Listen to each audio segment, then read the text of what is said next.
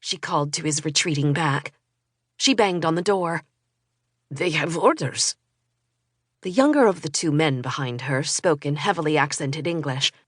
He wore a rumpled blue suit with a wrinkled open-collar shirt.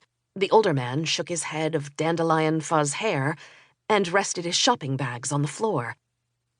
From outside rose the hum of a forklift and the thuds of luggage falling onto a conveyor belt. "Welcome to Russia," Brooke muttered. She adjusted her watch for the time zone. 7 o'clock in the morning was midnight yesterday in New York. She banged again on the glass door, but could see the empty corridor beyond. Amanda and the 10 other women executives recruited for this citizen diplomat mission must have reached passport control. They would be worried. The hair falling on Brooke's cheeks smelled of microwaved airplane food and recirculated air.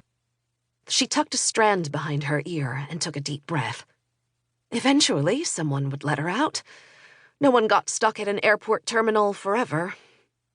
She glanced at her companions. The 2 Russian men stood motionless, as if forbidden to even lean against the wall for support. Brooke hated losing control, which had been happening all week. Last Friday afternoon, she was called to an unscheduled staff meeting at which her investment firm's CEO cheerfully reported that they had been taken over. His faux optimism only made Brooke wonder how big a golden parachute the new owners must have opened for him. He was no doubt making a soft landing into a pile of several $1,000,000. She left the meeting in a daze and ran off to the synagogue for the start of Yom Kippur. In observance of the day her parents had never honored, she absented herself from her colleagues' frantic phone calls until Sunday.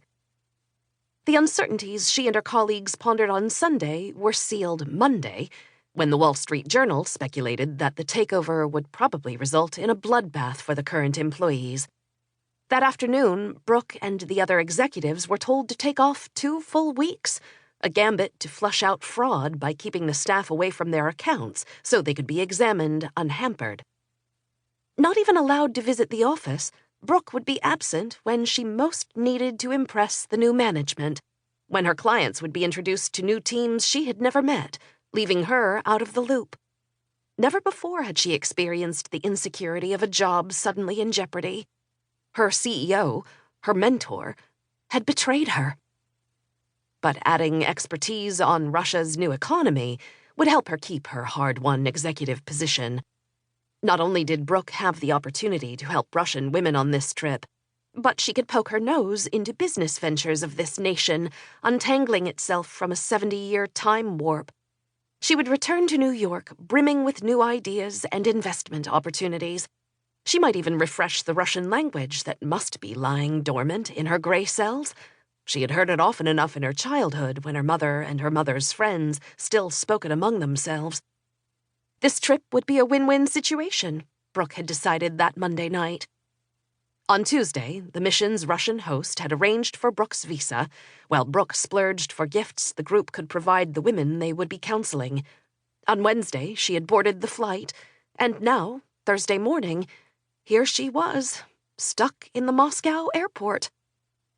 She faced the 2 Russian men and smiled. "Do you live in New York, or were you visiting?"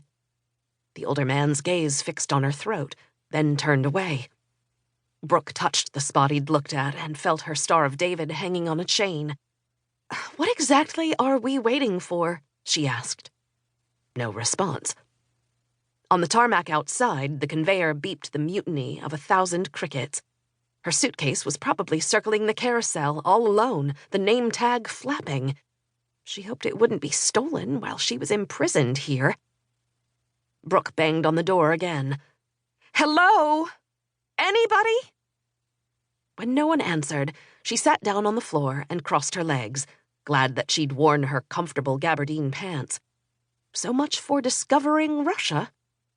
As a little girl, she had loved exploring new places. Her mother became anxious whenever young Bertha Feldman, as Brooke was called until she unshackled herself from both her diaspora name and her parents' tragic pasts, had ventured beyond their home. "The anti-Semites might get you," her mother would whisper, the limp from Nazi beatings preventing her from keeping up with her child's energy. "You never know."